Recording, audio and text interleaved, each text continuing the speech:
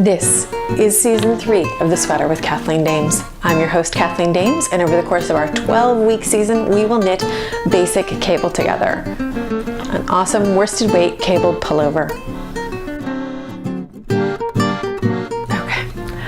Hello, my friends, and welcome to a special episode. That would be episode 11 of The Sweater with Kathleen Dames, season 3, episode 11. We are going to block our sweaters today. And I thought I'd do something a little different this season and block my sweater in my handy dandy washing machine, which is why we're flipped around and the lighting's not so great and Jane's off in the corner because the washing machine is in a little closet. So I am just finishing up weaving in my ends. I know, I kind of forgot that I still had the ends to weave in after talking to you guys so much about Kitchener stitching the underarms and starting to weave in ends. I still have a few more ends to weave in, so I'm going to go do that, and then we are going to block in the washing machine. Stay tuned. Okay, so all my ends are woven in. And I had turned my sweater inside out to make sure that I got all of the ends. None are left dangling. And the reason I like to weave in the ends before I do any blocking is that when you wash and block your sweater, that really sort of settles your fibers into what can kind of be their final place. And that really helps to lock in your ends that you've woven in. So hold on a second. George! Sorry about that. George just got caught up in my mic wire. Okay, so sweater. It looks very small. And it's going to relax. All these cables are going to relax and smooth out like Basic Cable did here for Jane. So I have filled my washing machine just to the smallest level. I've used the warm setting because I know that my hot water isn't very hot until you get all of it. When the cold is mixed in, the cold sort of really dominates, and it's really sort of lukewarm. You don't want to shock your fibers. That's the most important thing. If you don't want your sweater to felt and shrink and get smaller, you want to be very gentle in terms of temperature, agitation, all that good stuff is not very good for your sweater. So I have filled my washer. It is a top loader. It's a little stacking thing with the smallest level of warm water. I squeezed in a little bit of soak. I'm using some soak, no affiliation. This is just what I have handy. I got some at Rhinebeck. Whatever kind of wool wash works for you. I don't recommend Woolite. I recommend like a real wool wash like you get at a wool shop, or something like a very gentle shampoo. And I mean, no more tears, because that's pH balanced to deal with your tears. It's very hard on fibers. But do remember that wool, especially if you're using wool or alpaca or another animal fiber, it's the same sort of deal as hair. So a gentle, very gentle shampoo works well too. I have been known to use a gentle hand soap, a few shavings of a bar of glycerin soap swirled through the water. Anything that can help grab any dirt and oil off of your fibers and whisk it away gently should work for you. Just water. I really do think a little bit of some kind of soap helps, but remember again to be gentle and no agitation, because it's changes in temperature, agitation, and that change in pH that soap provides that causes things to felt. I don't want to freak you out. You'll be fine. Just don't like throw it in hot water with a cold rinse and do it on, the heavy agitation version of your washing machine. Every washing machine is different, which is why I've hesitated to do a washing machine block, but I do wash all of my sweaters by themselves in the washing machine. I'll do a batch, so I'll pick out Basic Cable and a few other blue sweaters or green sweaters, so that so I don't want to do a cream colored sweater and a red sweater, even though I'm pretty sure they're all color fast now. I would rather have them all be the same, and then all the lint is the same color too.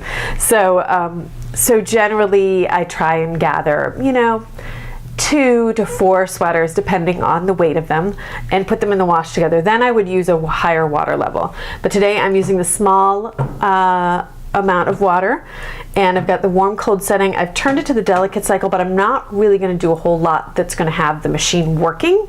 It's just being a big tub, at least until we get to the spin cycle. So I am going to put my baby in the bath. And the reason I usually like to do at least 2 sweaters is that balances out the load. And with a top loader like this, you want to have sweaters sort of around the dasher, you know, the center swirly thing. So I'm going to push the sweater down into the water gently, and I'm going to let it soak for a little while. Yeah, and warm for my machine is not warm. It's definitely cool to the touch. So, you know, there's definitely a range, but the warmer the water, generally the better your detergent will work. Unless you've got, not detergent, sorry, wool wash, sort of a soap.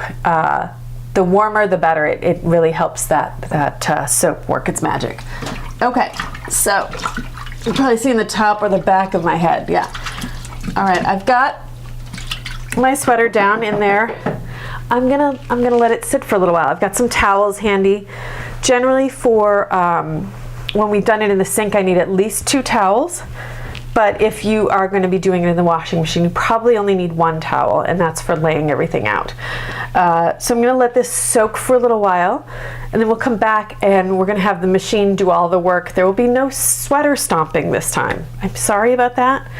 It's just the way it is, but it's okay. So we'll be back real soon through the magic of video editing to do the spinning out of the water. Thanks to the magic of video editing, I almost forgot to say, I do like to let the machine run. Because this is a top loader, I can put the lid down and start it spinning.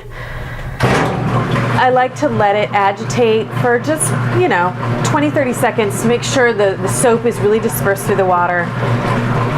And stop, because I do not want to felt my sweater. But I want everything to be sort of mixed together. And that's the other reason I'm using the delicate setting, is because it is a little more gentle in its spinning, dashing agitation. So obviously it really depends on your machine, what is going to work for you. So get to know your machine, get to know your water temperatures. Like I know that even when I turn it to warm, it's not going to be that warm. And follow the instructions. That's my best recommendation. But really what I use the washing machine for is like a fancy tub, a fancy sink that can hold more sweaters. It can do a little swishing around and can spin things out. And then I not sadly, don't have to stomp on my sweater this time. Okay, we'll be back soon. I am going to do a rinse. I think I'll do that off camera because the machine is loud, as you may have noticed. So I'm going to let it soak here for about 15 minutes, have its bath, relax. Then I'm going to spin out the water. So I'm going to advance my machine to the point where it's going to spin out the water and then bring in that rinse. I know with a lot of wool washes, they say you don't need to rinse.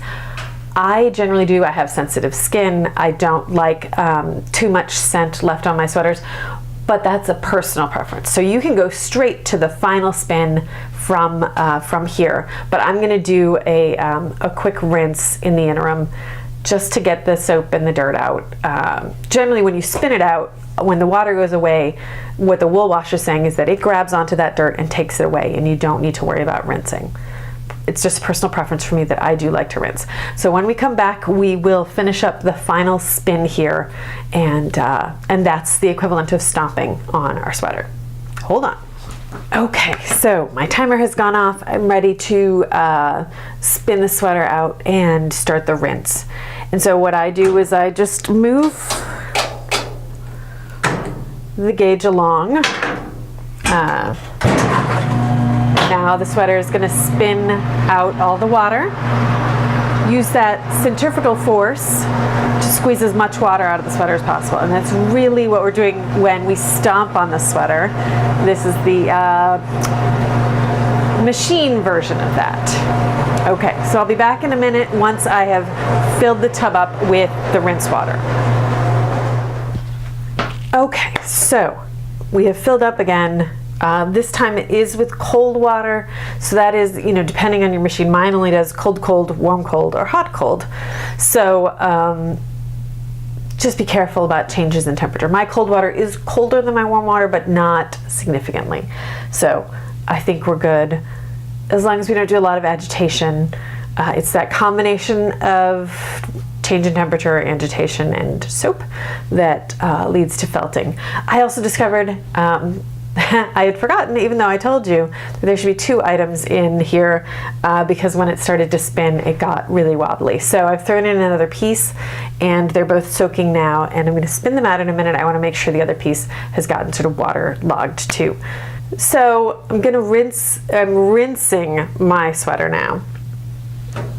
And I think I'll want to do just a tiny bit of agitation just to sort of swirl things out. Okay. So it's starting to drain the water, it's starting to spin, and I'm going to let it go through the whole last spin in the cycle, which should spin out all the water and eliminates the need for stomping on my sweater. But it's okay.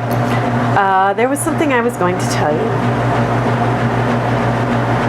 Shoot, I've completely forgotten. So I'm just gonna, what was it?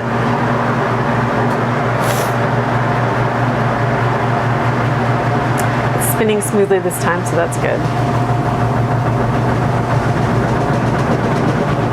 There it goes into the final spin, and so that final spin is spinning really fast, pressing all the water out. It's the equivalent of the sweater stomp, but without so much getting your feet wet.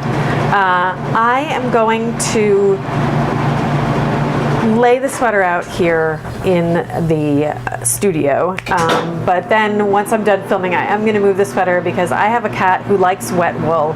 So you do need to keep in mind where you are blocking your sweater if you have loving animals who want to be right up in your sweater. So I do recommend, if you have a room you can close off, or just a separate space or something up high where they won't get to if you have an animal who doesn't jump. George, my cat, likes wet wool, so I can't lay it out on in a place where he can get to it. So sometimes I will do it on the top of my machine. The problem is it's a small room, so it takes a while. It's not even a room, it's a tiny closet. So for the water to evaporate takes a while in that small sort of airless space. So that's something to think about too. You could put a fan, blow a fan on there. Don't lay it on the radiator.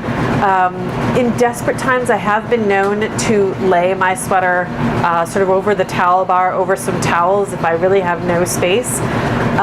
But gravity does work on your fibers, especially wet fibers. They are more delicate. We've soaked everything on purpose so that all the fibers have a chance to relax. That's why you should leave it in your sink or your washing machine for at least, say, 10 minutes, if not longer. You want to make sure it's really saturated so that it can really relax. And then when the water evaporates and it dries, everything is smooth and even and locked into position. So be very gentle and delicate even if you're using a machine. Just remember, you don't want to leave things hanging unless you're stretching out the fibers on purpose. Really, you want to lay it out flat to dry. This is not a line dry item. So that's what we're going to do next on a towel. And then the challenge is really just to leave it alone, right? Your beautiful sweater, you want to touch it, you want to wear it, you want to pick it up and see if it's dry yet. Leave it alone overnight. Leave it alone. Of course, obviously it depends on where you are. If you are in a humid place, you may have to leave it for a full 24 or even more hours. In a very dry place, or if you've got heat going and that dry air, it could be dry in 12 hours or less. But definitely leave it be until it's fully dry. If you sort of pick up the edge of it and you feel that the back is still a little damp, put it back down, leave it alone, let it finish doing what it needs to do before you take your turn wearing it. Okay, so our spin is almost complete. I am so excited to lay it all out, to see it in its more relaxed state, because of course the ribbing, which is that cable knit stitch and then the purl stitches between, creates a ribbing, and it sort of squeezes everything together. But now we're going to get it in its relaxed state.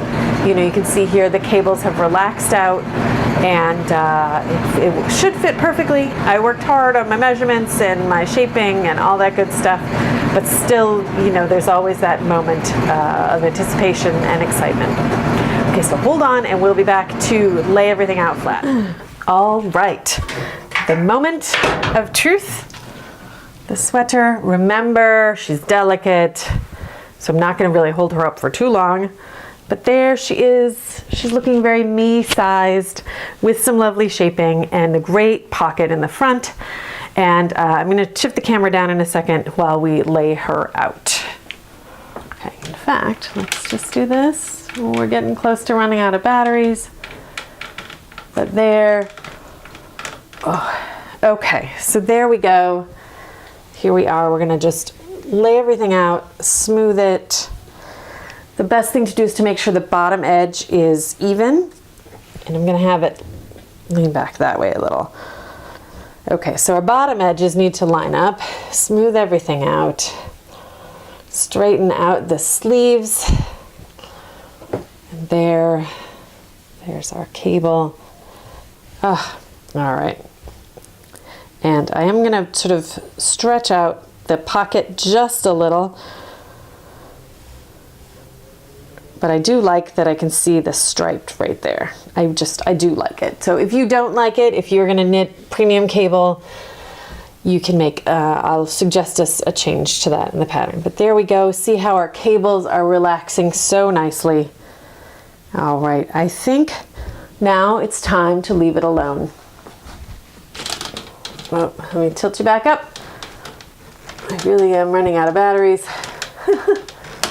There, hello, okay. Woo. Okay, so I'm gonna do it like this because I can't mess with the camera anymore. I'm about to run out of battery. In fact, I think we may be close to ending. Thank you so much for being here. So excited. Next week, premium cable will be finished. Hopefully I will have gotten the photo shoot done and I will be able to share the pattern with you completely. So until then, I hope your blocking goes well. Remember, leave it alone, let it dry. You'll be much happier. Thank you so much for being here. If you have any questions about blocking, ask in the Ravelry forums. And I will see you next week in the new year. Mwah! Thanks, happy knitting, bye.